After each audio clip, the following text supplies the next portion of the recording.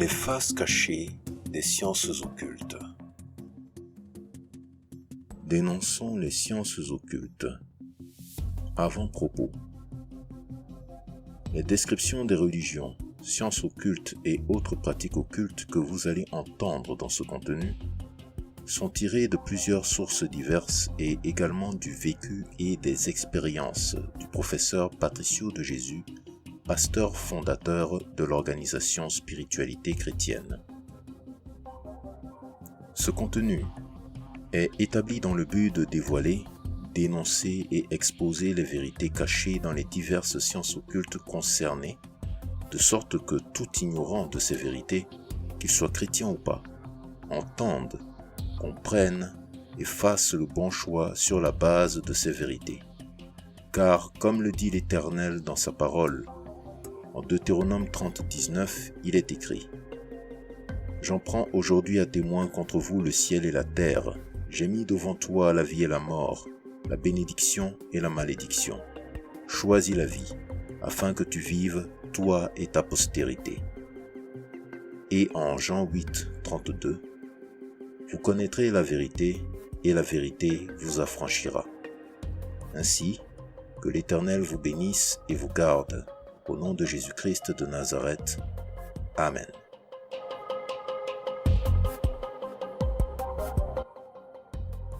Dénonçons les sciences occultes. Première partie. La Fraternité Blanche Universelle, FBU. Elle a été fondée par Omram Mikhaël Aïvanov, né en Macédoine le 18 janvier 1899 et décédé en décembre 1986. Il s'était installé à Paris en 1937, où il aurait été envoyé par son maître spirituel de l'époque, Peter Donov, un Bulgare.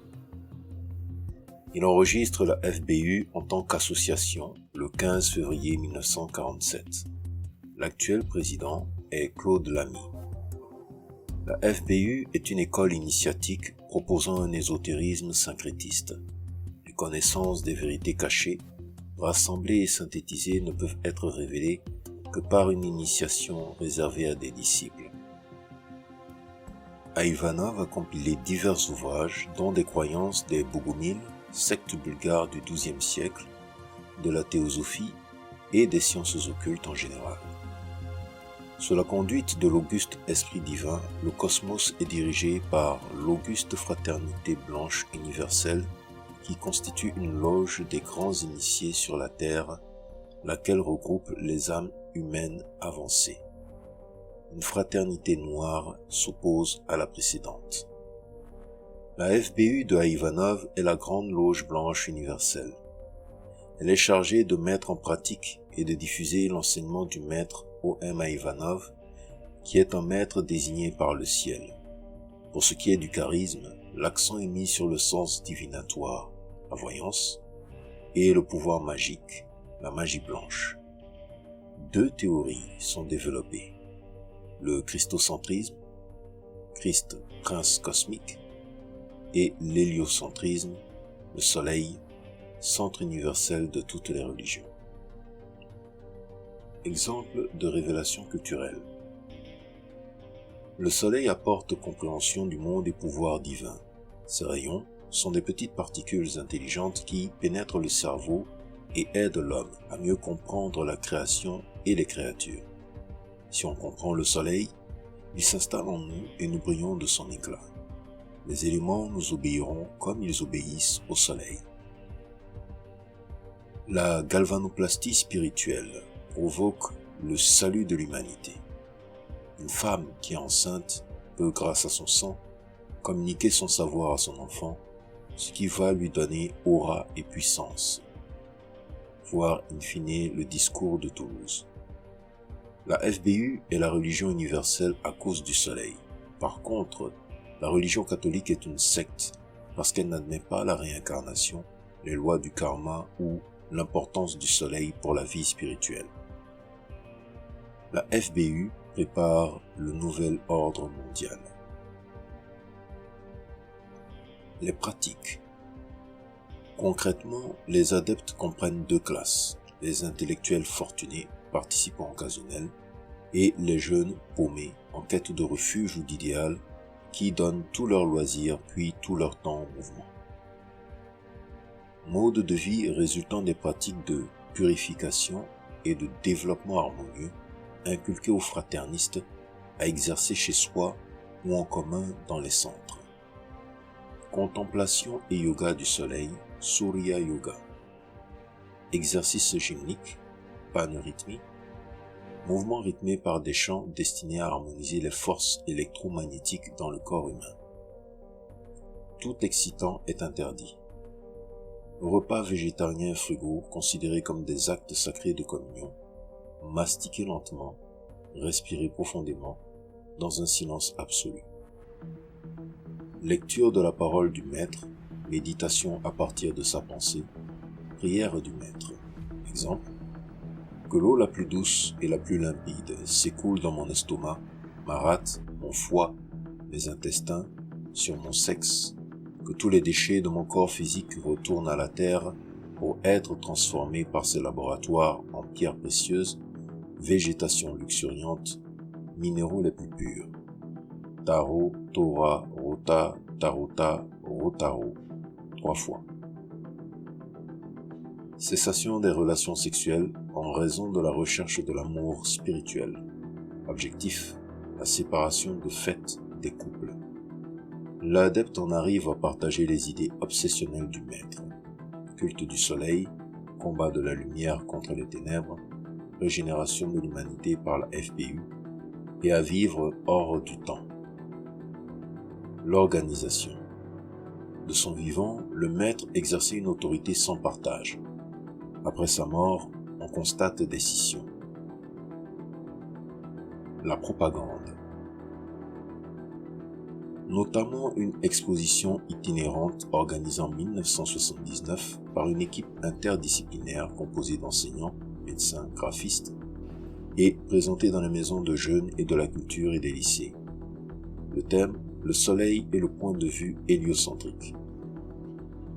Cette exposition a été retirée lorsqu'on s'aperçut que cela venait d'une secte. Les ressources. Elles sont constituées des dons et des contributions des adeptes dont certains se dépouillent et les ventes de produits. Ivanov par lui-même. Il proposait un moyen infaillible pour que naissent des enfants qui ne seraient jamais malades, ce qui mettrait les médecins en chômage. Il créerait un lieu paradisiaque avec de beaux bâtiments, un parc, des fleurs. Il accueillerait gratuitement pendant 9 mois les femmes enceintes.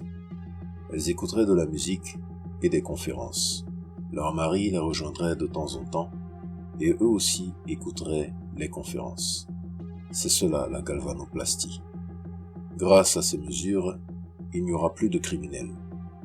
Si l'État écoutait à Ivanov, il ferait des milliards d'économies car les cliniques, les tribunaux et les prisons ne seraient plus nécessaires.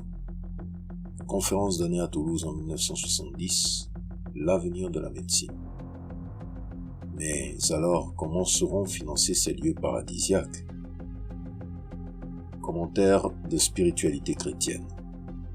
Toutes les pratiques liées au soleil et autres astres sont des pratiques démoniaques. Lucifer, depuis la nuit des temps, détourne l'attention des êtres humains pour les mener à l'adoption des divinités païennes, chose combattue par Dieu dans la Bible.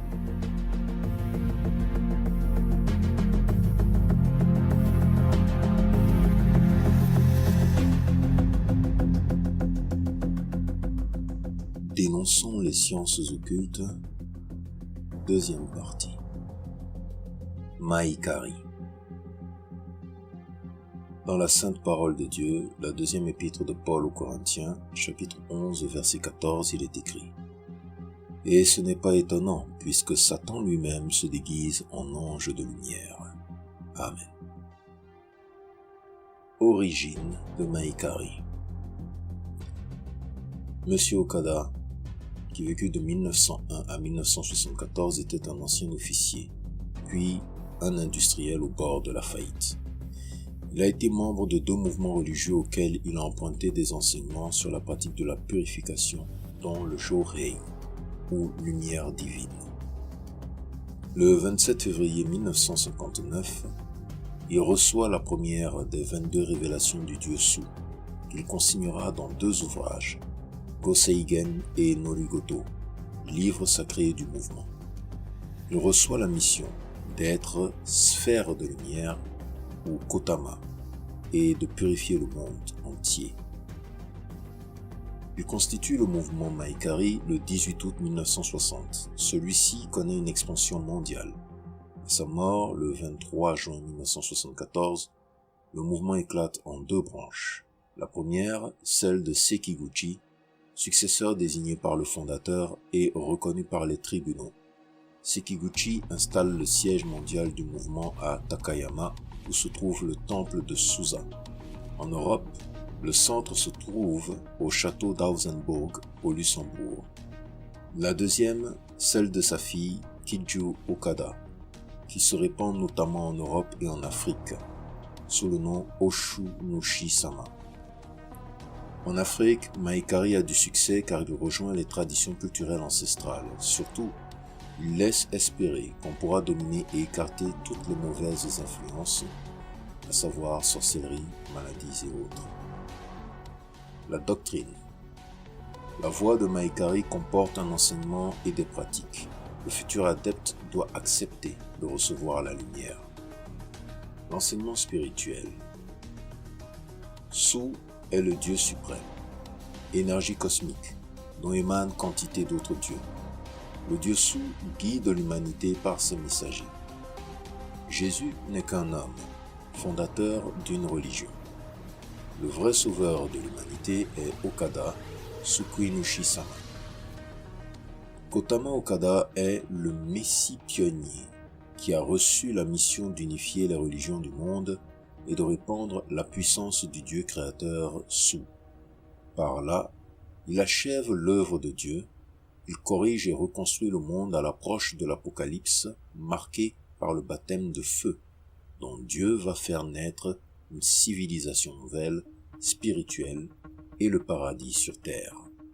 Son nom devient Tsukui-nushi-Safna, sauveur de l'humanité.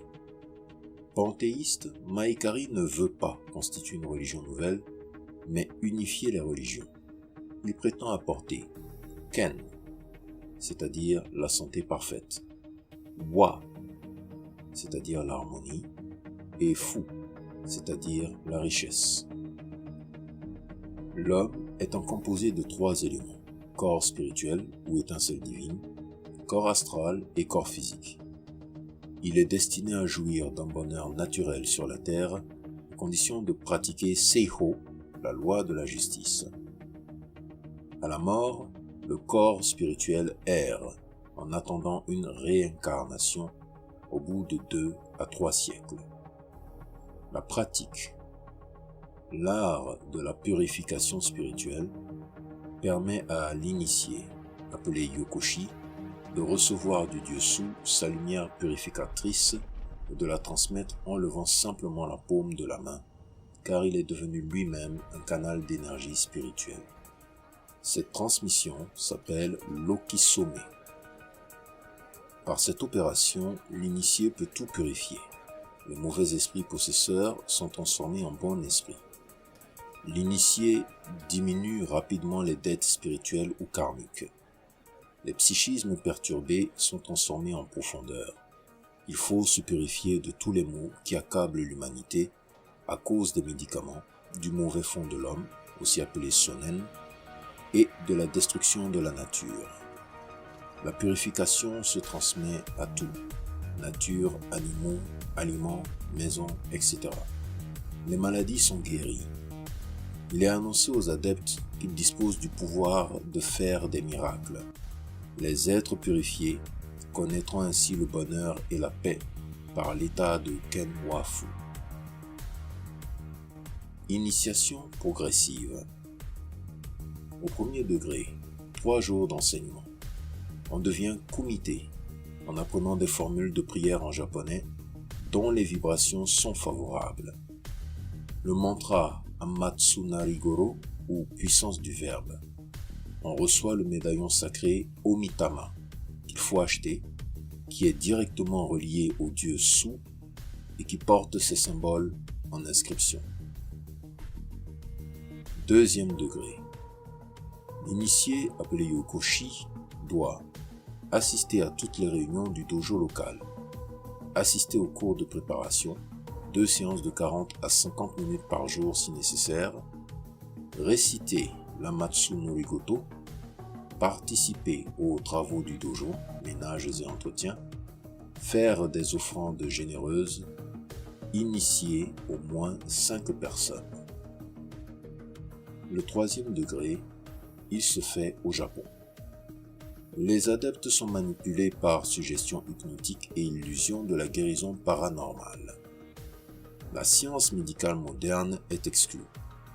Les adeptes ont la fièvre du geste purificateur qui obnubile l'esprit jusqu'à l'insignifiance. Ils recourent constamment aux poissons rouges, à la pendulette, aux légumes, etc. Tout être ne peut rester en bon état qu'en recevant au Kiyome. Réflexion. Le cas de Maekari fait ressortir comment ce type de mouvement parvient à dominer les gens, à les aliéner, à les couper de leur milieu. Il fixe leur attention sur un vocabulaire basé sur l'exotisme japonais, des comportements, purification, réunion ou don, et des objets, le médaillon. C'est une véritable loi, comme chez les Juifs de l'Ancien Testament, une chape qui est imposée aux gens. S'ils n'obtiennent pas ce qu'ils désirent, on leur dit que c'est par manque de fidélité. Alors ils redoublent dans l'observance scrupuleuse et abêtissante des rites. Remarquons encore que l'adepte du mouvement est tendu vers la recherche de la lumière pour lui-même, c'est-à-dire pour une fusion avec l'esprit cosmique, comme dans les autres mouvements panthéistes, et pas directement pour le progrès des hommes, ni pour la suppression des injustices. Commentaire de spiritualité chrétienne. Les forces cosmiques sont des légions de démons réparties en 440 000 catégories, incluant même des esprits des êtres humains décédés. C'est la première source des forces lucifériennes dans l'axe aérien des principautés et dominations. Un chrétien n'adore pas la force cosmique, mais il adore plutôt l'Éternel, qui est le créateur de l'univers.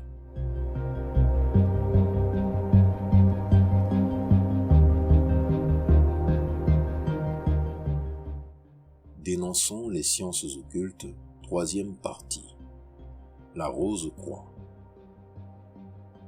Dans la sainte parole de Dieu, l'épître de Paul aux Colossiens, chapitre 1, verset 16, il est écrit: En effet, c'est en lui que tout a été créé dans le ciel et sur la terre, le visible et l'invisible, trône, souveraineté, domination, autorité. Tout a été créé par lui et pour lui. Amen.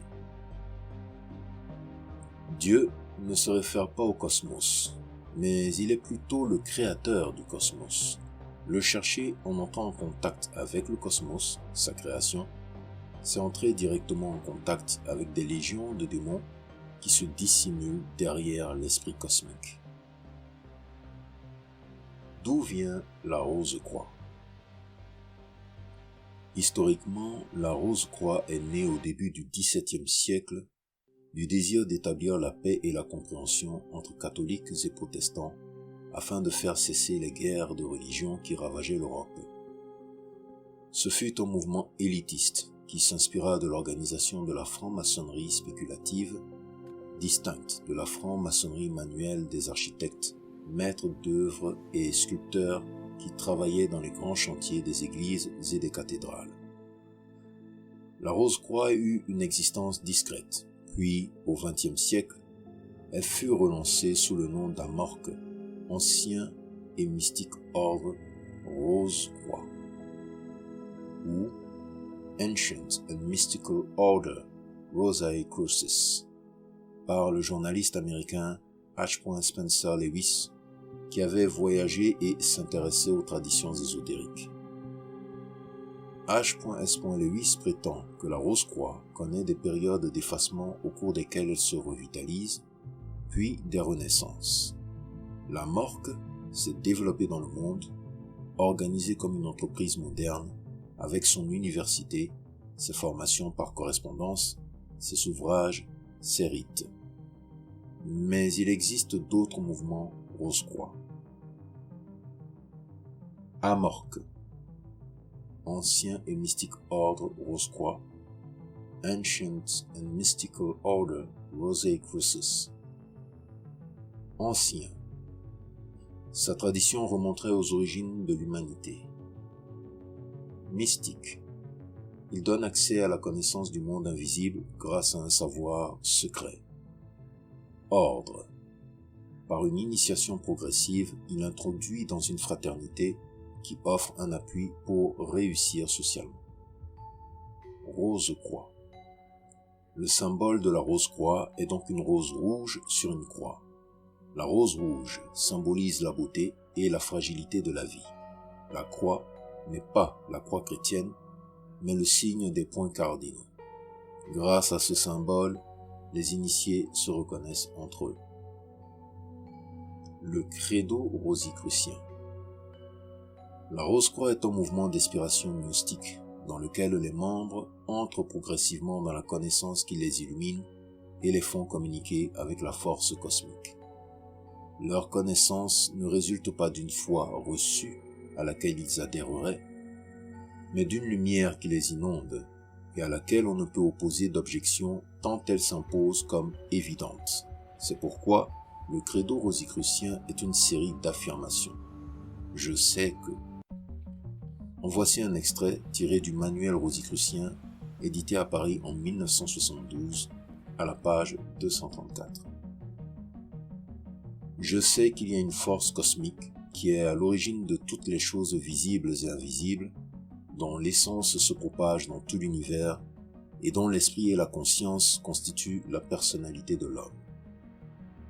Je sais que la sagesse universelle, telle qu'elle se manifeste par les lois de la nature, justifie notre foi en l'omnipotence, l'omniprésence et l'amour cosmique dans notre existence. Je sais que la chair seule est faillible et que seule la conscience ne peut être dans l'erreur. Je sais que pour chaque erreur, la chair et la conscience humaine doivent une compensation, car l'homme est né avec une personnalité bonne et c'est de l'ignorance, et de l'ignorance seule, qu'il doit être délivré. Je sais que les grands initiés de la fraternité visible représentent les maîtres invisibles de la grande fraternité blanche et qu'ils accomplissent un service cosmique. Sous-jacente à l'attitude du rosicrucien, il y a le désir de l'homme d'atteindre le savoir par lui-même sans le recevoir d'un être supérieur. Il y a le refus d'être sauvé par Dieu et la volonté de se sauver soi-même par la connaissance.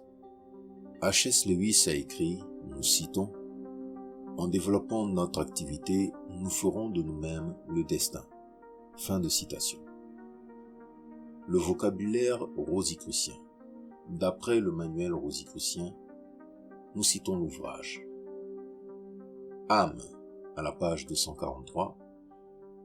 C'est à tort qu'on parle de l'âme en l'homme ou de l'âme de l'homme, comme si chaque être humain ou chaque organisme conscient avait à l'intérieur de son corps, sur ce plan terrestre, quelque chose de distinct ou de séparé que nous appelons âme.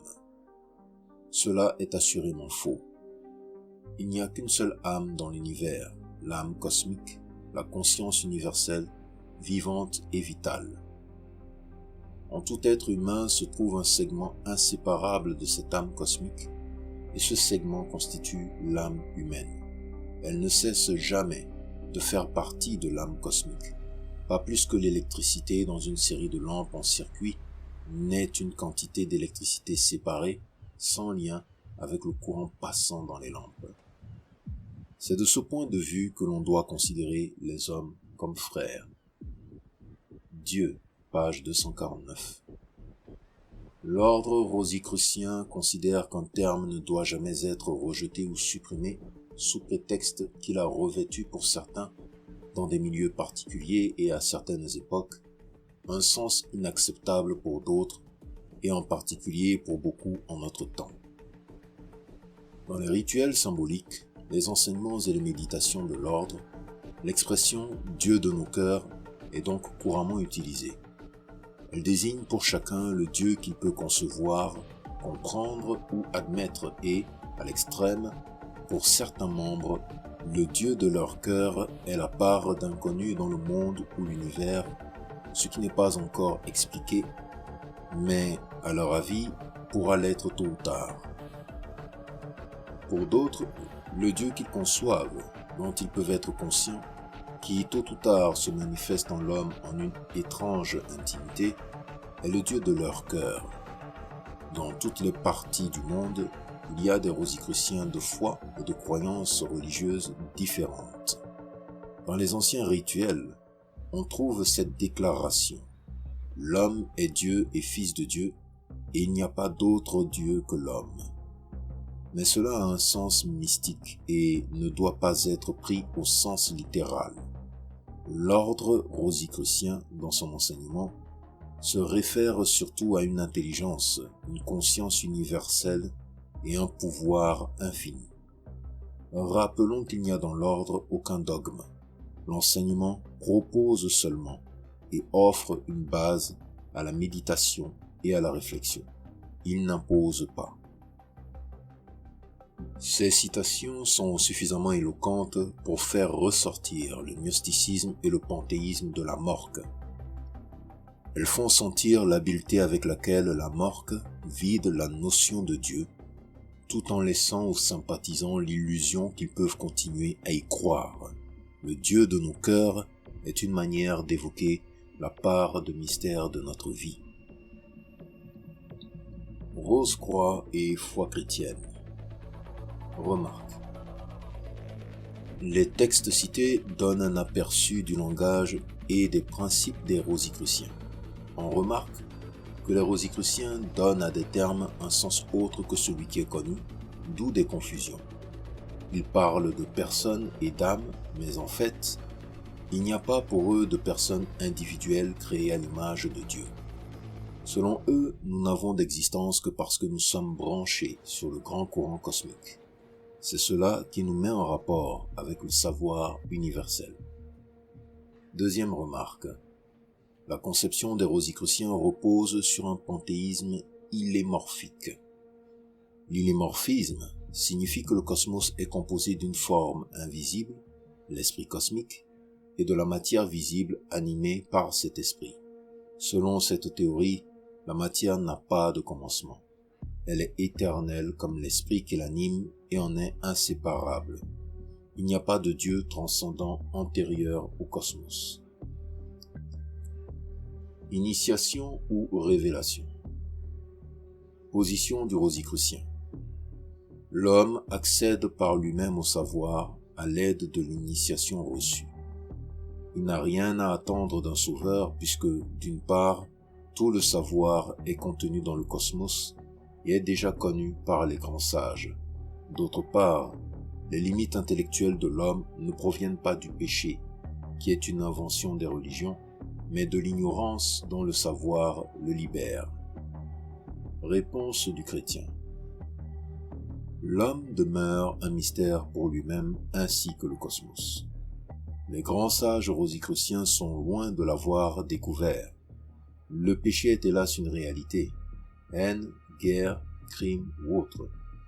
La révélation divine aide l'homme à mieux se connaître et à se libérer de l'emprise du péché qui gauchit sa raison et limite ses connaissances. Esprit cosmique immanent ou Dieu transcendant. Le credo rosicrucien affirme « Je sais que l'essence de Dieu se propage dans l'univers et que son esprit et sa conscience constituent l'âme de l'homme. » Réponse du chrétien. Un tel Dieu n'a rien à voir avec le Dieu créateur et personnel des Juifs et des chrétiens. Pour ces derniers, Dieu ne se confond pas avec le cosmos. Il a créé le monde visible et invisible à partir de son amour, sans rien se retirer à lui-même. Dieu donne réalité aux êtres. Il ne peut être confondu avec ce qu'il a créé. Il manifeste sa perfection dans la nature. Il se manifeste aussi personnellement dans sa relation avec les hommes, spécialement avec Israël, puis par l'incarnation de son Fils Jésus, incarnation qui exprime totalement son amour et son pardon à l'humanité.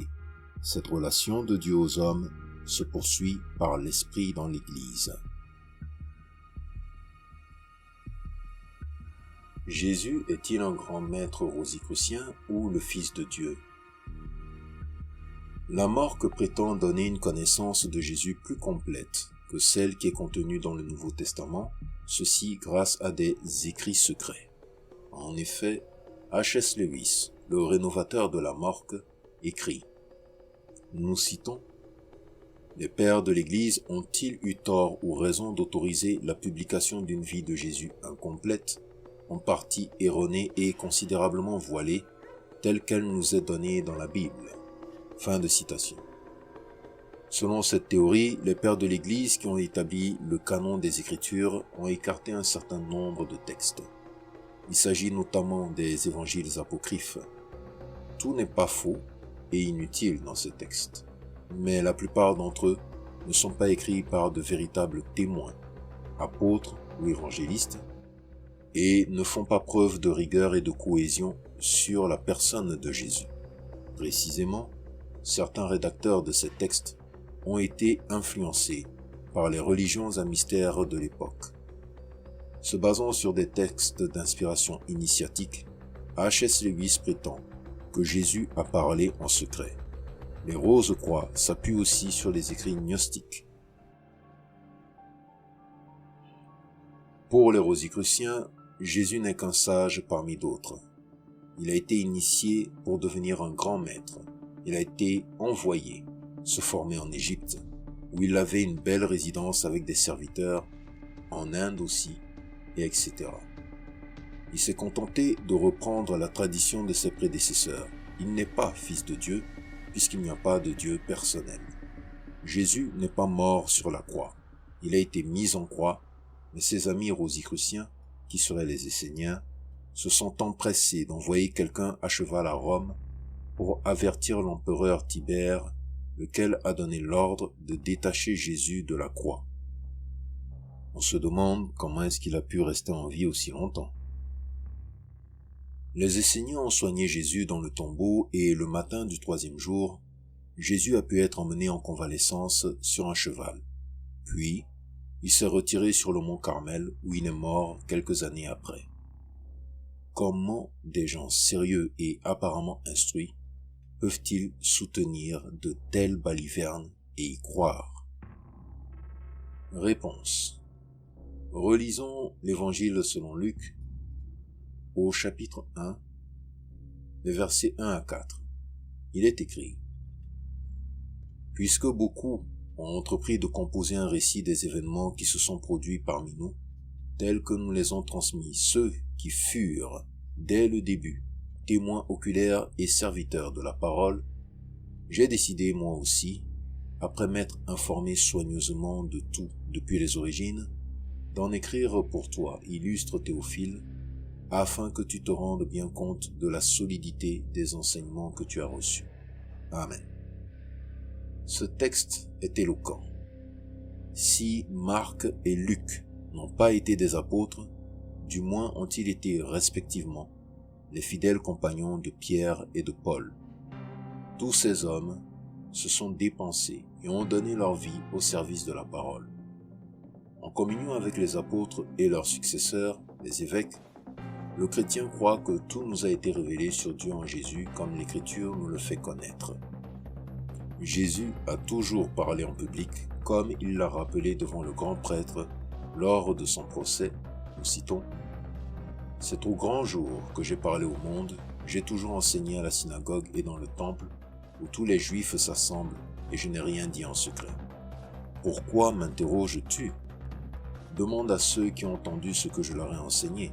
Eux, ils savent ce que j'ai dit. » Amen. Passage tiré de l'Évangile selon Jean chapitre 18, les versets 20 et 21. En conclusion, Il est donc évident qu'on ne peut pas être en même temps un chrétien convaincu dans sa foi et un rosicrucien. Ce sont deux systèmes opposés. Si quelqu'un prétend être les deux en même temps, il se trompe sur la foi chrétienne ou sur la doctrine rosicrucienne ou sur les deux à la fois. L'engagement dans la morque détourne de l'engagement dans l'Église. Il n'y a pas de sacrifice humain dans la majorité des écoles dites voies occultes, car ce sont des voies d'apprentissage spirituel, bien que Satan se cache derrière. Le sacrifice survient lorsque la personne emprunte une voie brute pour obtenir quelque chose. Mais cependant, Lucifer peut de lui-même prendre ou détruire certaines vies dans toute famille sans vous informer. C'est pour cela qu'il constate des fausses couches, des enfants ayant des problèmes de santé et de malformation, la mort subite dans la famille, etc. Donc, même l'initié en personne ne comprend pas vraiment ce qui se passe autour de lui-même. À travers les initiations, l'adepte s'abandonne ou lâche prise. C'est alors que survint le contrôle extérieur de la part des démons.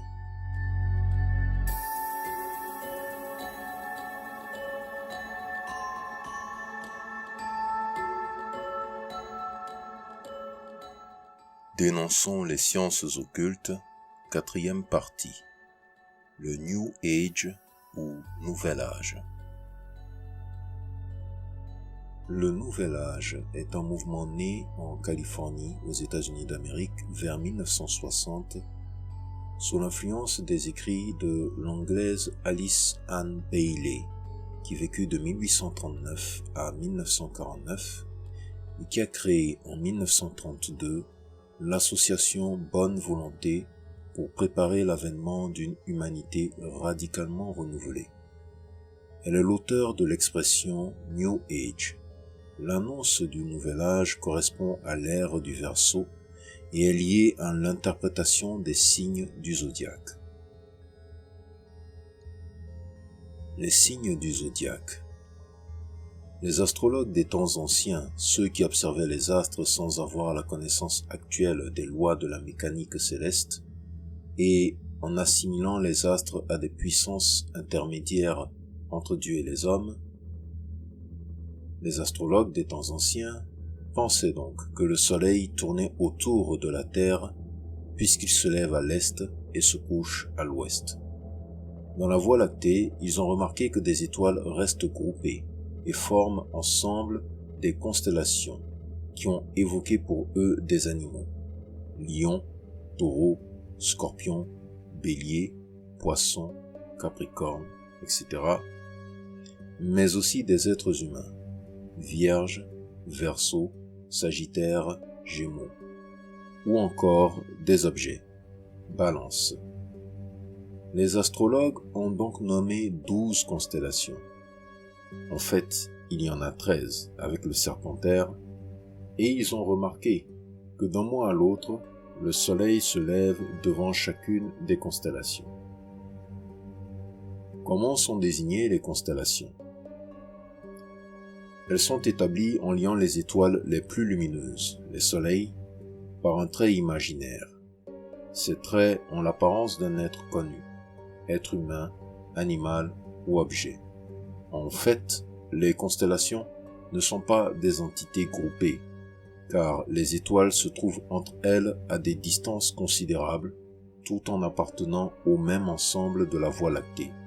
C'est seulement sous un effet d'optique qu'elles semblent relativement proches les unes des autres.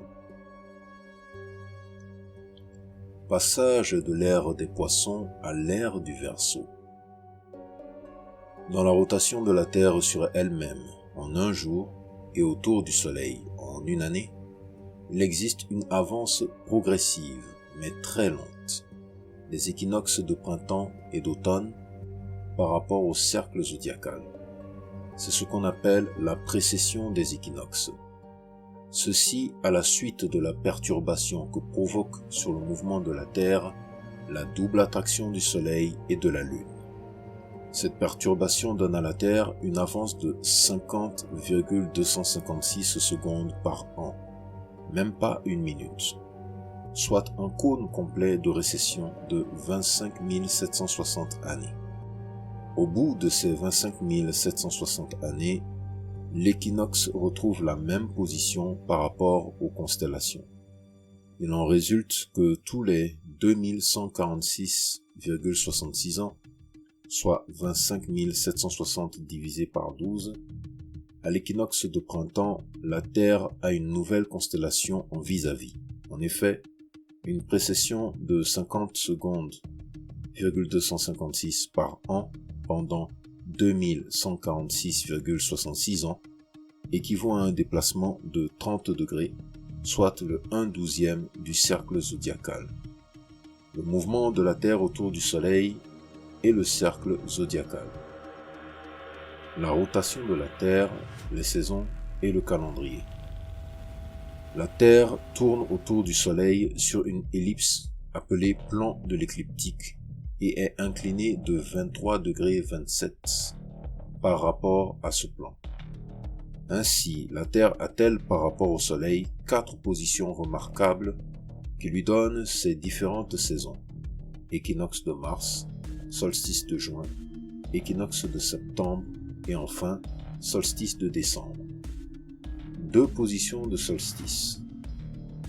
Chacun des 2 points de l'écliptique où l'équateur de la Terre semble le plus bas, le 23 juin, ou le plus haut, le 23 décembre, par rapport à l'éclairage du Soleil. En effet, le 23 juin, le Soleil cesse de monter au-dessus de l'équateur terrestre. Il éclaire à la verticale le tropique du Cancer à 23,27 au-dessus de l'équateur. C'est le début de l'été dans l'hémisphère nord et le début de l'hiver dans l'hémisphère sud.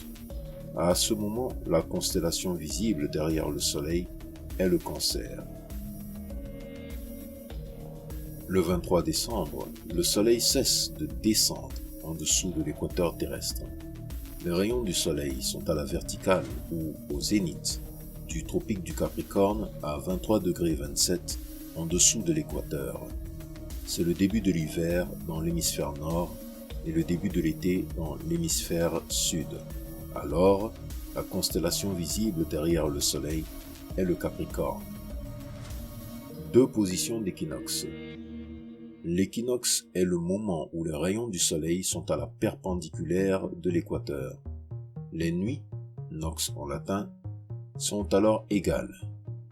Equus en latin, au jour. Ces 2 dates sont le 23 mars et le 23 septembre.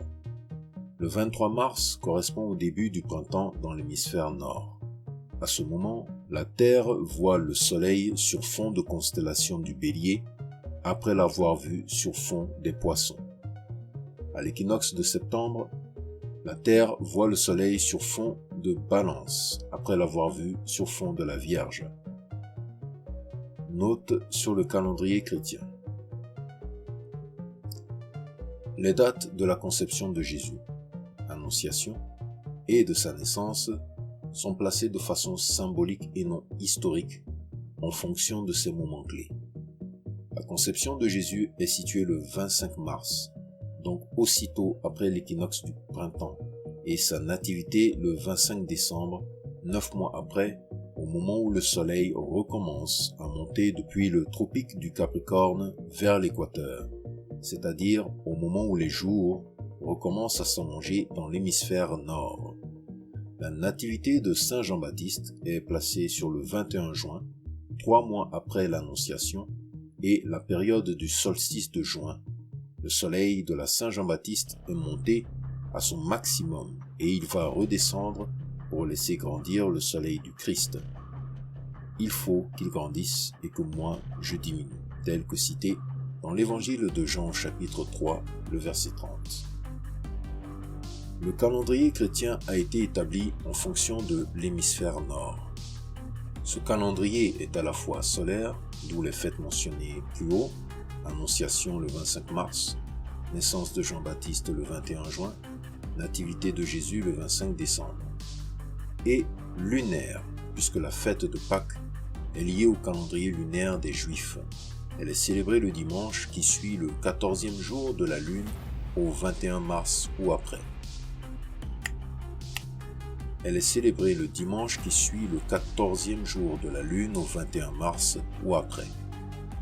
La position de Pâques entraîne celle de l'Ascension, au bout de 40 jours, celle de la Pentecôte, du grec Pentekonta, 50, donc 50 jours après Pâques, et donc celle des dimanches de l'année. L'Église ne prétend pas que la naissance historique de Jésus se situe le 25 décembre. Au temps de Jésus, il n'y avait pas d'état civil comme aujourd'hui, et Jésus est né comme un petit pauvre. Lorsque le christianisme a été reconnu au IVe siècle et que le polythéisme a reculé, l'Église a remplacé des fêtes païennes, notamment des fêtes solaires, par des fêtes chrétiennes. Cela signifie que la nature et le cosmos semblent s'associer aux célébrations des chrétiens. Pourquoi la Pâque chrétienne, dimanche, ne tombe-t-elle pas le lendemain de la Pâque juive qui a lieu samedi? Parce que le calendrier juif est un calendrier lunaire avec des mois de 29 à 30 jours qui donne une année de 354 jours. Le rattrapage avec le cycle solaire se fait tous les 2 ou 3 ans par un 13e mois. Les 12 signes du zodiaque, qui sont en fait 13, ne coïncident pas exactement avec les 12 mois. Un mois chevauche 2 signes du zodiaque. Septembre se partage entre la Vierge et la Balance, Mars entre les Poissons et le Bélier. Dire, comme le Nouvel Âge, que l'on entre dans l'ère du Verseau, c'est signifier qu'à la suite de la procession des équinoxes, l'équinoxe du 23 mars n'aura plus en vis-à-vis la constellation des Poissons, mais celle du Verseau. Nous serions donc sur le point de quitter l'ère des Poissons, Ictus ou Poisson en grec. Ces lettres sont le symbole qu'utilisaient les premiers chrétiens persécutés pour se reconnaître entre eux. Ce sont les initiales du titre de Jésus-Christ, Jesus Christos Theou Ouios Soter, Jésus-Christ, Fils de Dieu, Sauveur, pour entrer dans l'ère du Verseau, symbole aquatique de vitalité, de renouveau, de fluidité submergeant toutes les barrières. En fait, l'axe Terre, Soleil, Poisson se situe en 1996 du 19 février au 20 mars. Fin mars, on passe à l'axe Terre, Soleil, Bélier. On est encore très loin d'atteindre l'axe Terre-Soleil Verseau en mars. Les spécialistes disent qu'il faut pour cela encore attendre 2000 ans. Entrer dans le Verseau. Le Verseau, une culture. Entrer dans le signe du Verseau, c'est remonter vers l'âge d'or. Selon cette théorie qui vient des religions babyloniennes et du Proche-Orient, l'humanité passe successivement par les âges du fer, du bronze, de l'argent puis de l'or. Cette succession reprend ensuite en commençant par un recul de l'humanité de l'âge d'or à l'âge de fer. Il y aurait donc une correspondance entre ces âges et les ères des constellations. Mais pourquoi, selon le Nouvel Âge, l'humanité n'a-t-elle pas encore atteint l'âge d'or? À cause de la difficulté à faire communiquer les 2 hémisphères de notre cerveau. Ces analyses ne seraient pas seulement valables pour les pays du Nord. Chez les peuples pour lesquels l'hypertrophie se situe dans l'hémisphère droit, la communication doit aussi s'établir avec l'hémisphère gauche. Grâce aux techniques énumérées ci-dessous, les hommes apprennent à faire communiquer les 2 hémisphères. Nous citons. Ainsi, il importe de modifier notre regard, de réfléchir et de raisonner à partir d'un nouveau paradigme, en abandonnant, tout en l'intégrant, le précédent paradigme qui se fondait sur la rationalité scientifique. À présent, il faut privilégier la transformation de la conscience et de la spiritualité au sens le plus large du terme. Le paradigme de la conspiration du Verseau consiste alors à acquérir un regard neuf sur les changements qui interviennent dans notre société et à en contrôler les processus. Il voit l'humanité comme enracinée dans la nature Il encourage l'individu à devenir autonome dans une société décentralisée. Il l'invite à se considérer comme intendant de toutes les ressources extérieures et intérieures, capable d'imagination, d'invention et d'expérimentation nouvelle. Fin de citation. Nous serions donc à une période de postmodernité, c'est-à-dire de désenchantement par rapport à l'espoir que nous apportait la rationalité scientifique et technique d'atteindre le bonheur individuel et collectif. Le désenchantement se définit par une insatisfaction générale, un mal-vivre, d'où des réactions de contre-culture, comme celle de mai 1968. Les étudiants et les autres membres de l'intelligentsia ont exprimé leur ras-le-bol à l'égard de la société matérialiste, bureaucratique et déterministe de notre temps. Les gens éprouvent un sentiment diffus de peur, le redoutent pour leur avenir et se recroquevillent sur eux-mêmes. Le Nouvel Âge fait une interprétation gnostique de l'Apocalypse. Dans l'Apocalypse, au chapitre 21, le verset 1 dans la Sainte Parole de Dieu, nous citons. Il est écrit : « Alors je vis un ciel nouveau et une terre nouvelle, car le premier ciel et la première terre ont disparu, et la mer n'est plus. Amen. » Pour le Nouvel Âge, cette vision est sur le point de se réaliser, puisque l'on va passer à l'ère du Verseau, ciel nouveau, et que l'humanité entre dans une phase décisive de son évolution. Nous citons. Un certain mal-vivre engendre une recherche fébrile d'harmonie et de guérison, d'élargissement de la conscience et d'intériorité que le Nouvel Âge cristallise en annonçant une ère nouvelle, celle du Verseau, qui succédera au christianisme et fera advenir un homme nouveau. Il s'inscrit en faux contre le matérialisme ambiant et proclame un changement de paradigme, le primat de l'esprit. Fin de citation. Nos contemporains sont déçus par la société technico-scientifique qui n'a pas vraiment réalisé ses promesses de libération. Avant d'être une théorie holiste, le Nouvel Âge désigne d'abord un état d'esprit, une aspiration largement diffuse dans le corps social, une mentalité nouvelle. Nous citons. Il représente un mode de vie soft, une quête de sagesse non violente, une sorte de culture planétaire dans laquelle la nouvelle génération baigne comme naturellement.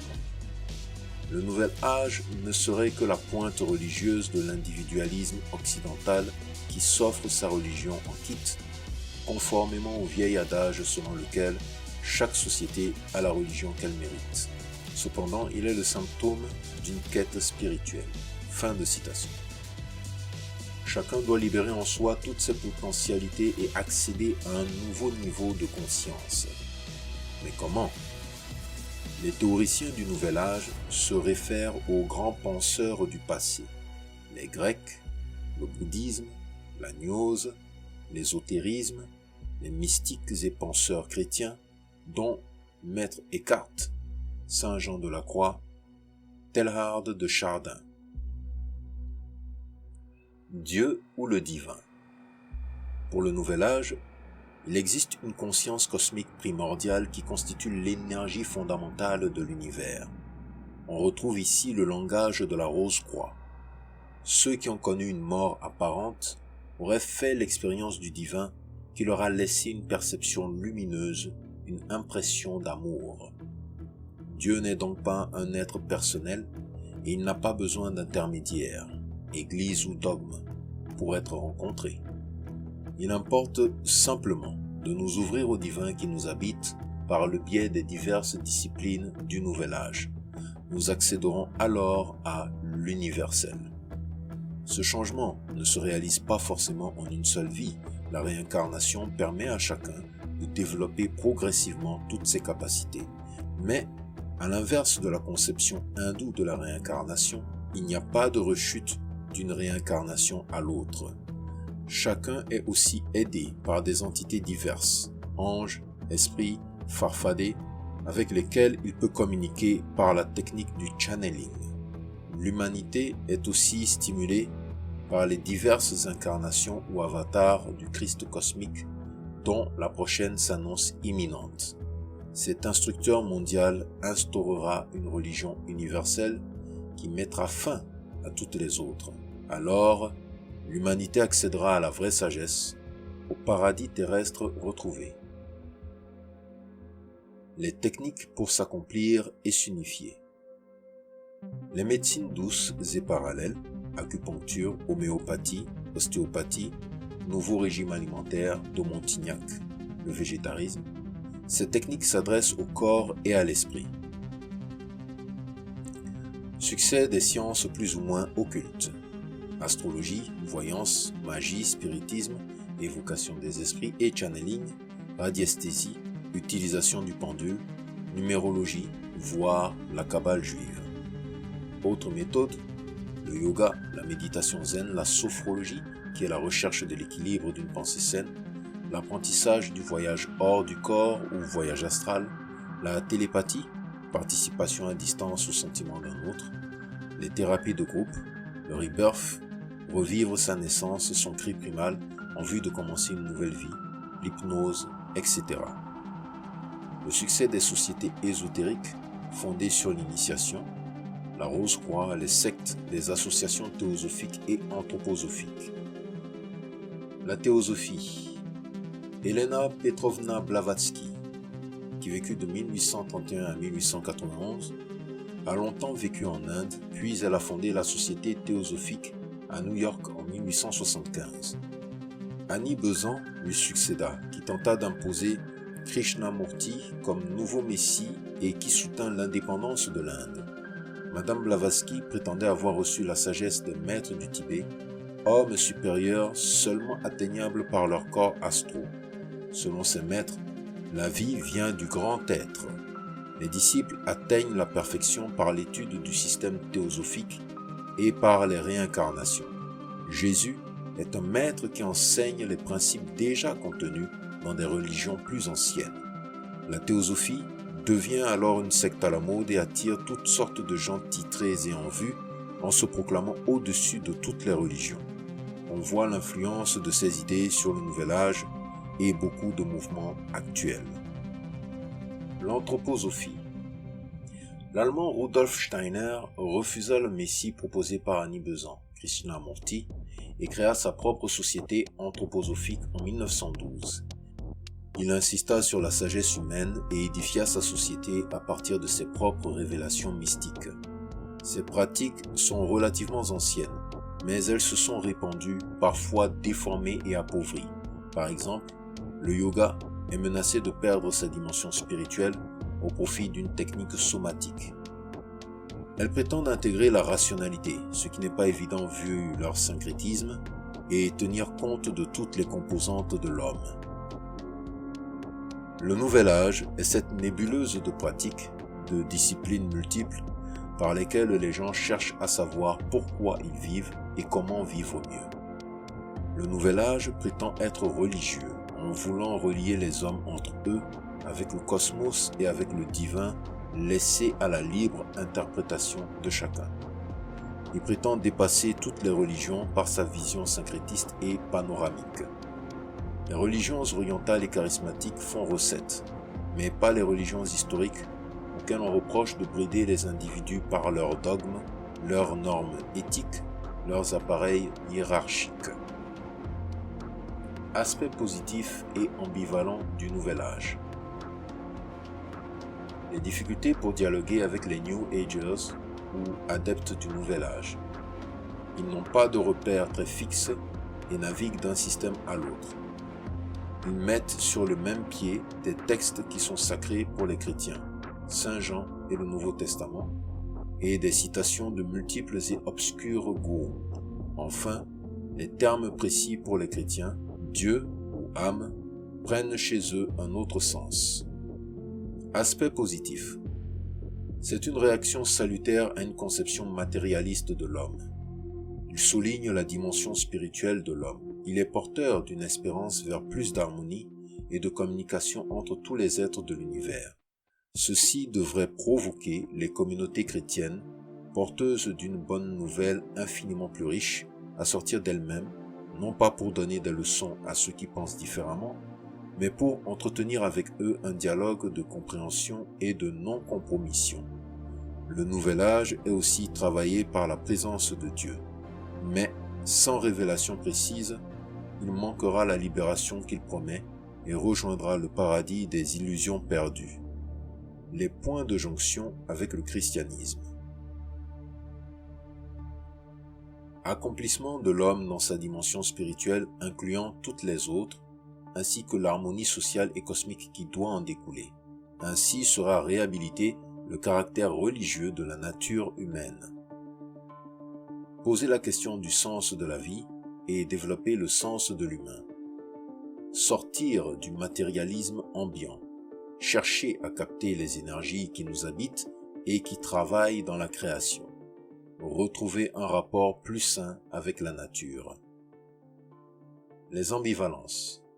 La religiosité naturelle du christianisme est différente de la foi au Dieu révélé et, par là, le nouvel âge s'oppose au christianisme. Nouvel âge, christianisme, avenir, réincarnation, résurrection, progrès, croissance psychique, vie spirituelle, croyance, religion cosmique, foi chrétienne. De plus, les techniques évoquées ci-dessus risquent de conduire au narcissisme. Elles peuvent contribuer à développer la personnalité, mais elles ne remplaceront jamais la charité qui va jusqu'au don de soi. Le nouvel âge prétend favoriser l'amour, la communication, mais il risque de s'égarer dans la seule recherche du développement et de l'épanouissement du moi. La foi en Jésus-Christ, l'amour et l'espérance évangélique intègrent une route de discipline et méthode visant à mieux communiquer et à créer le bonheur. Les pratiques de l'occultisme, de la magie, de l'ésotérisme prédisposent davantage l'homme à l'illusion et à la manipulation qu'à la contemplation et à l'oblation. Livré à sa seule logique, celle d'un besoin à combler, la religiosité naturelle nous oriente inévitablement vers toutes les formes possibles d'idolâtrie. Par contre, la foi en Jésus-Christ entraîne une conversion de tous nos besoins, même religieux, et nous libère par là de leur éventuelle tyrannie. Le nouvel âge, en réveillant la religiosité naturelle, risque d'aboutir à l'effet inverse. Pour le nouvel âge, le divin est proche, mais c'est un divin impersonnel. Ceci comporte un double risque. Premièrement, l'idolâtrie, en divinisant une donnée de la nature, l'énergie, c'est du panthéisme. Deuxièmement, la régression infantile, caractérisée par la fusion avec une mère qui peut prendre plusieurs visages. Communauté chaude, secte, gourou, doctrine, pratiques variées non soumises à l'esprit critique. Cette régression explique que les membres d'une secte deviennent si dépendants de leur gourou qu'ils ne soumettent plus à la critique la croyance à laquelle ils se sont attachés. Ce que le Nouvel Âge appelle énergie, esprit, amour, les chrétiens le nomment Esprit Saint. C'est une personne divine et non une personnification des forces cosmiques. L'Esprit Saint poursuit en nous et avec nous l'œuvre de résurrection de Jésus-Christ qui doit transfigurer l'humanité et, par elle, tout l'univers. Nous ne fusionnons pas avec les forces de l'univers, mais par le travail, la pensée, la contemplation, la prière, nous poursuivons l'œuvre du Christ en offrant ses forces pour la gloire de Dieu et le salut du monde. Le Nouvel Âge prétend que l'on peut directement accéder au divin, mais il admet tous les intermédiaires pourvu qu'ils nous conviennent. Le plus total subjectivisme, sans parler du syncrétisme, guette une telle conception et constitue un obstacle de taille à une découverte de la foi qui est réponse à la parole de Dieu incarnée en Jésus-Christ. On peut tenir compte des critiques du Nouvel Âge à l'égard des églises et de leur structure dogmatique, éthique, liturgique et juridique. Il faut éviter de considérer ces dernières comme des fins en soi. Il ne faut pas diviniser la hiérarchie. Il est vrai que l'humanité ne doit pas en rester au paradigme scientifico-technique qui a montré ses limites. Il faut progresser dans une meilleure connaissance de soi et du monde. L'idée d'une nouvelle ère devrait stimuler les chrétiens dans leur conviction de vivre la fin des temps depuis la résurrection du Christ. Nous ne vivons pas pour gagner les cieux, mais parce que les cieux nous ont atteints en Jésus-Christ. Le salut proposé par le Nouvel Âge reste étranger à celui que nous offre Dieu en Jésus-Christ. Dans le Nouvel Âge, il découle des seules ressources humaines et cosmiques. Dans le christianisme, le salut est don de Dieu, preuve de son amour. La résurrection, victoire définitive de l'amour sur le péché et la mort, n'a rien à voir avec la réincarnation. Commentaire de spiritualité chrétienne. 90% des sciences occultes tirent leur pouvoir à partir du cosmos. La Bible nous signale qu'il y a des démons dans le cosmos ou les lieux célestes, en Éphésiens 6:12, dont l'astre brillant, Satan, en Isaïe 14:12, et la reine du ciel, en Jérémie 7:18.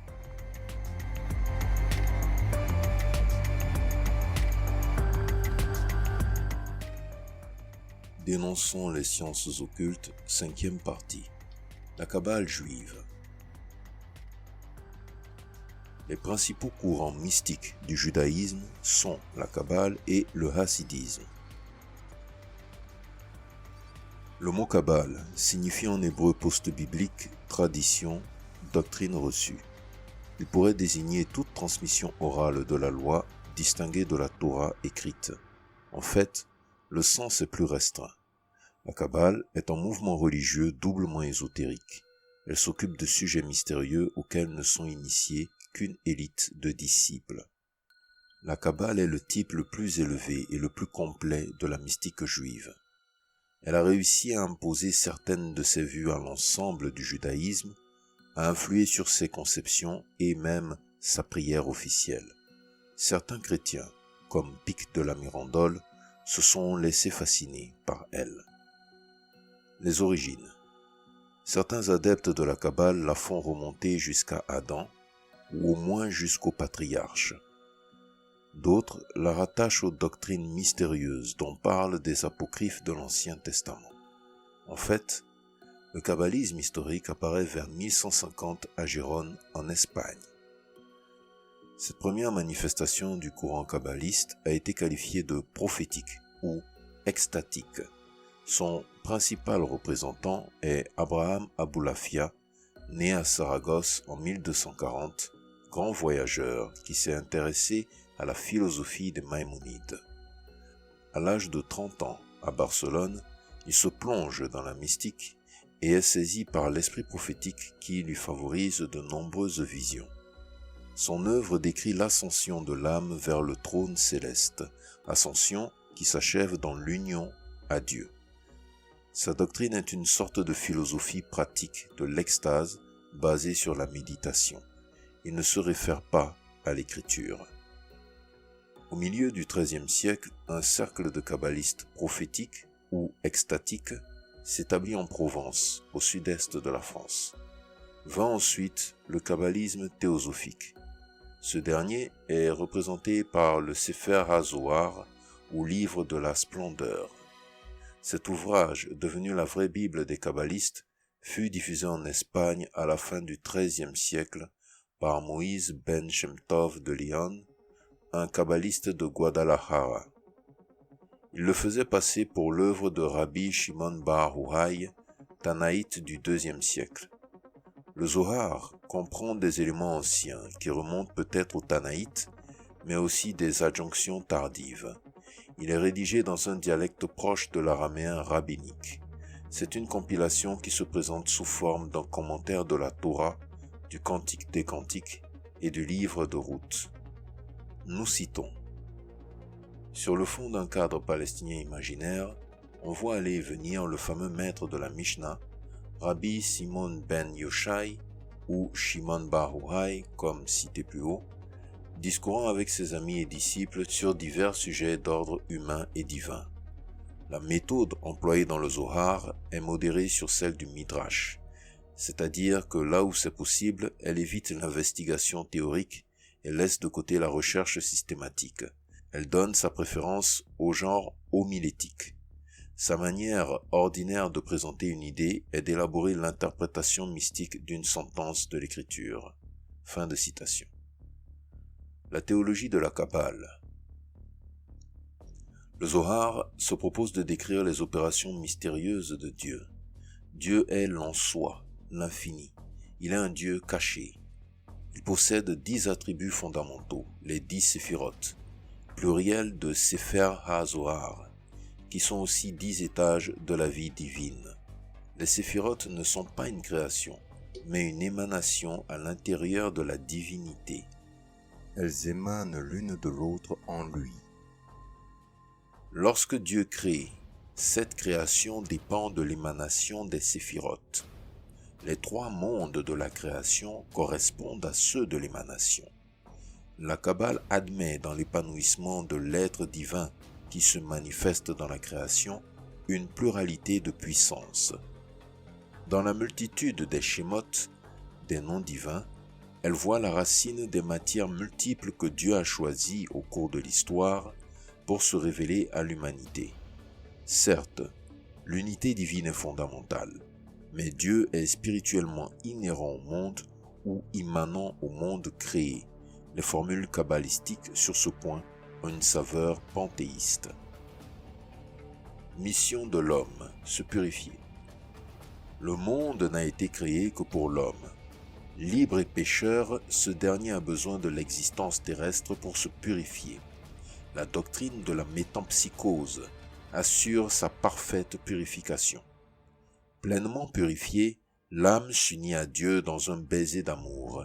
La mort est le baiser de Dieu. Le kabbalisme recourt au symbolisme des lettres et des mots, et surtout des chiffres, ce qui est facilité par la valeur numérique des lettres dans l'alphabet hébraïque. Les procédés utilisés sont la gématria, notaricon et temura. Par exemple, la gématria établit une équivalence entre 2 mots dont les lettres ont la même valeur numérique. On peut ainsi passer de l'un à l'autre. Le Messie est appelé consolateur, Menahem, parce que ce mot a la même valeur numérique que Shema, le germe, qui est l'une des désignations du Messie. C'est encore sur la correspondance que se fondent les pratiques théurgiques et magiques de la Kabbale. En invoquant le nom d'un être, on participe à la puissance de cet être et de l'essence qu'il représente. Les kabbalistes ne retranchent rien aux prières et aux cérémonies de la synagogue. Ils croient à leur valeur et à leur efficacité. Ils insistent sur la nécessité de la méditation. Ils recommandent la dévotion intérieure et, par l'extase, ils visent à une union très intime avec Dieu. Parmi les maîtres de la Kabbale, Joseph Gikatilia a contribué par ses travaux de systématisation à assurer à la science ésotérique une place dans le cadre des études rabbiniques classiques. Le livre Sha'arei Shamaim, les portes du ciel, du grand théologien Isaac ibn Latif, est conçu comme le pendant ésotérique du guide de Maïmonide. Le kabbalisme est à l'origine d'un foisonnement littéraire au XIVe siècle. Puis, la situation du judaïsme espagnol se dégrade, les juifs devront se convertir au catholicisme ou s'exiler. Évolution de la Kabbale. L'expulsion des Juifs d'Espagne en 1492 est un véritable cataclysme, que des auteurs ont comparé à la destruction du Temple. D'initiatique, le mouvement ésotérique devint populaire et se transforma en un mouvement aux accents apocalyptiques et messianiques très marqués.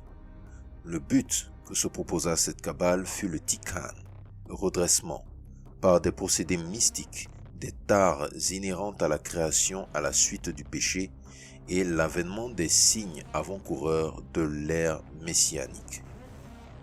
Ensuite, avec les réfugiés venus d'Espagne, le mouvement kabbaliste reprit à Safed, en Galilée, et de là gagna toute l'Europe. Commentaire de spiritualité chrétienne. En réalité, la Kabbale est une pratique païenne qui était rattachée depuis longtemps au père d'Abraham. Abraham lui-même, provenant d'une famille qui pratiquait la magie, eut la grâce de quitter ce cercle par l'appel de Dieu en quittant sa famille pour aller vers des destinations que Dieu lui indiquait. Mais à la longue, son petit-fils Jacob va fuir les représailles de son frère Isaü en repartant sur la terre natale de ses grands-parents, d'où il va habiter chez son oncle Laban, selon le livre de la Genèse au chapitre 29. À cause d'une discordance avec son oncle, ce dernier va s'enfuir avec sa famille, dont ses 2 femmes, Rachel et Léa.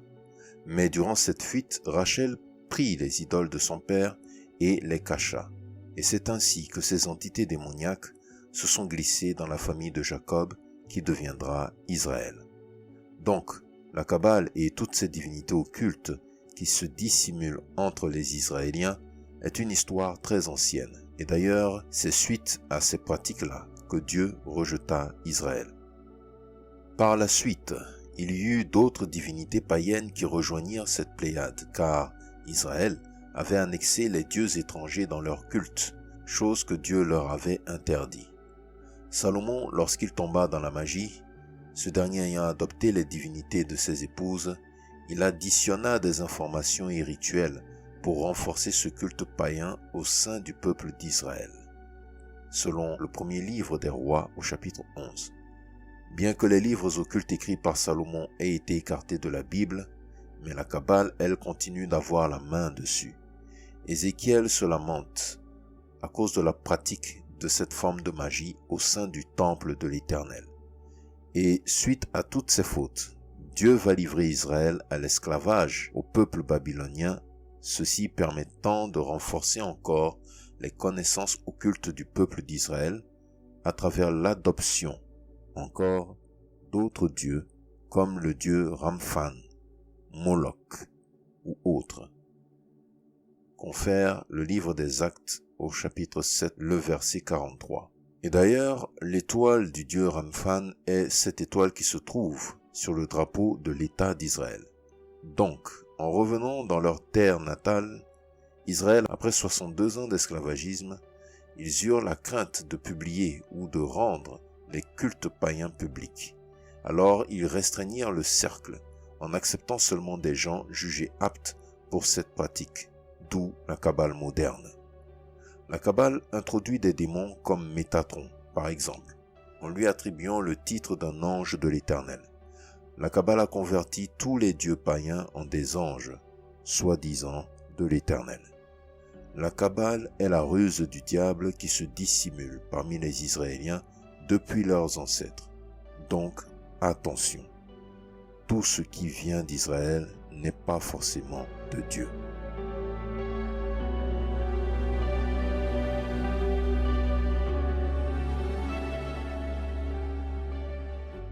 Dénonçons les sciences occultes, 6e partie. Le mouvement raélien. L'historique.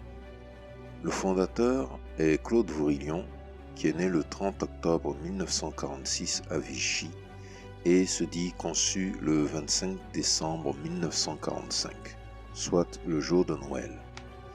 Il a fait des tentatives professionnelles dans la chanson, la représentation commerciale et le journalisme sportif. Il dit avoir rencontré à 6 reprises en décembre 1973 un extraterrestre à bord de son engin spatial au cratère du puits de Las Solas, aussi appelé le puits de Dôme, en France. Claude Vorilhon, dénommé Raël, messager des Elohim, crée en 1974 le Madesh, mouvement pour l'accueil des Elohim, mouvement qu'il dissout en 1975 parce que non fondé sur la géniocratie, mais plutôt sur la médiocratie. Le choix des responsables, à l'époque, se faisait par élection. Il dit avoir été transporté en octobre 1975 sur la planète de l'extraterrestre qui le place au-dessus des autres hommes. Le Madesh devient un mouvement raélien français, MRF, en 1976. Puis le mouvement s'installe en Suisse et se diffuse dans le monde. En octobre 1987, c'est la création en Suisse de l'association EDEN, Éveil, Développement, Énergie, Nature. Cette association est spécialiste du marché du ressourcement. Elle acquiert le domaine de la Bastide au Dourne, en Tarn en France, pour y construire un complexe de loisirs, lieu de rassemblement périodique des Raéliens. La doctrine. 5 ouvrages sont édités. Le livre qui dit la vérité, les extraterrestres m'ont amené sur leur planète, accueillir les extraterrestres, la géniocratie, la méditation sensuelle. Raël, la voix des Elohim. Les Elohim habitent une planète à 9 milliards de kilomètres environ. Ils ont révélé à Claude Vourillon qu'à partir de matière chimique inerte, ils sont les créateurs scientifiques de toutes les formes de vie existant sur Terre. Leur planète est habitée par 7 milliards d'êtres, dont 100 ont mérité l'éternité. Lors de son voyage, Claude Vourillon a pu banqueter avec quelques éternels. Moïse, Jésus, Bouddha, Mahomet, etc.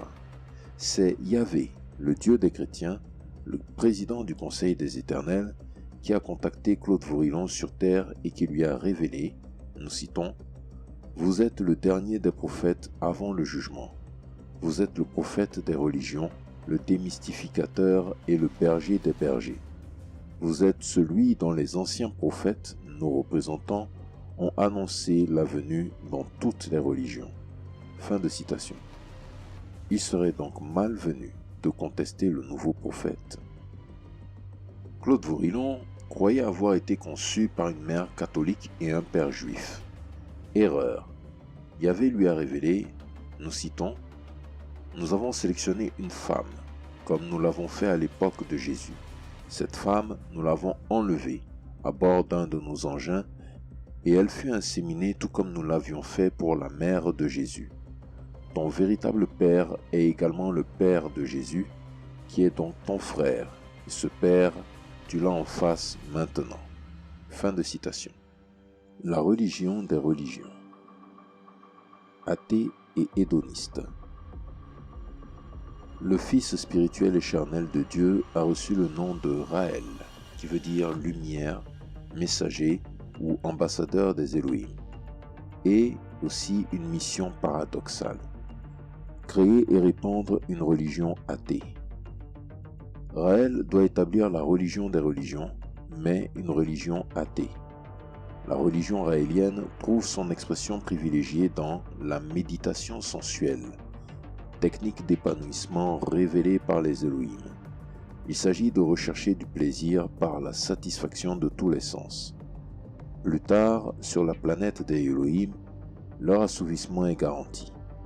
Ceux qui seront recréés par les Elohim, vivant éternellement dans un monde où des compagnes ou des compagnons merveilleusement beaux et fabriqués scientifiquement dans ce but, ne chercheront qu'à satisfaire leur plaisir. Fin de citation. Raël en aurait déjà connu l'ivresse lors de son voyage galactique. La Bible version science-fiction. Les Elohim auraient donné à Raël la véritable signification des événements de la Bible. L'arche de Noé, c'est une fusée placée en orbite autour de la Terre pour échapper au déluge provoqué par des missiles nucléaires lancés par les Elohim inquiets du progrès humain. La tour de Babel, une immense fusée destinée à conquérir l'espace, mais les Elohim la détruisirent. Sodome et Gomorrhe ont été détruites par une bombe atomique. Moïse et les Hébreux traversent la mer Rouge à pied sec grâce à un rayon répulseur. La baleine de Jonas, un sous-marin atomique. Jésus, issu d'une terrienne et d'un fils des Elohim, fut initié par les créateurs à diverses techniques scientifiques.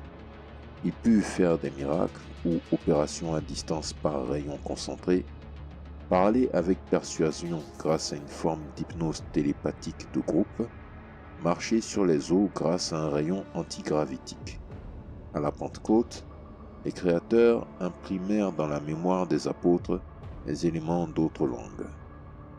Ces élucubrations viennent tout droit de la littérature de science-fiction des années 50. La géniocratie au pouvoir. C'est un système de gouvernement mondial dirigé par les génies, c'est-à-dire des individus ayant un exceptionnel niveau d'intelligence. Le système démocratique n'est pas bon parce que, nous citons, ce sont les gens qui ont une intelligence moyenne, donc médiocre, qui vont faire les décisions lors des scrutins. Fin de citation. C'est la médiocratie. Raël a créé le mouvement pour la géniocratie mondiale à Genève. Hiérarchie des races humaines. Des Elohim, constitués en équipe, s'ingénièrent en laboratoire à créer des hommes à leur image. Nous citons. C'est alors que les plus habiles d'entre nous voulurent créer un homme comme nous, artificiellement. Chaque équipe se mit au travail. Chaque race humaine correspond à un type de créateur. Fin de citation. Les réussites furent inégales. La meilleure concerna le peuple d'Israël. Ce peuple, qui s'est toujours considéré comme le peuple de Dieu, devrait reconnaître Raël, sinon les Elohim pourront le frapper à nouveau.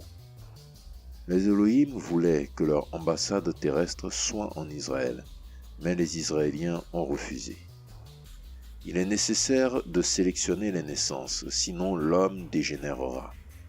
Nous citons. Il faudrait que chaque individu dispose d'une carte d'identité génétique et chromosomique indiquant les caractéristiques, les maladies, les déformations et les tares de son ascendance jusqu'à la 7e génération l'ayant précédé. Fin de citation, tiré du livre La géniocratie. Quelques propositions pour faire de la Terre un monde d'épanouissement et de bonheur. La sexualité. Nous citons. Si tu as envie d'avoir une expérience sensuelle ou sexuelle avec un ou plusieurs individus, quel que soit leur sexe, dans la mesure où ceux ou ces individus sont d'accord, tu peux agir suivant tes envies. Fin de citation. Le mariage. Nous citons. Le mariage, qu'il soit religieux ou civil, est inutile. Fin de citation. Éducation familiale, scolaire, sexuelle des enfants. Nous citons. Il serait préférable que cette éducation soit faite par des personnes spécialisées qui contribueraient bien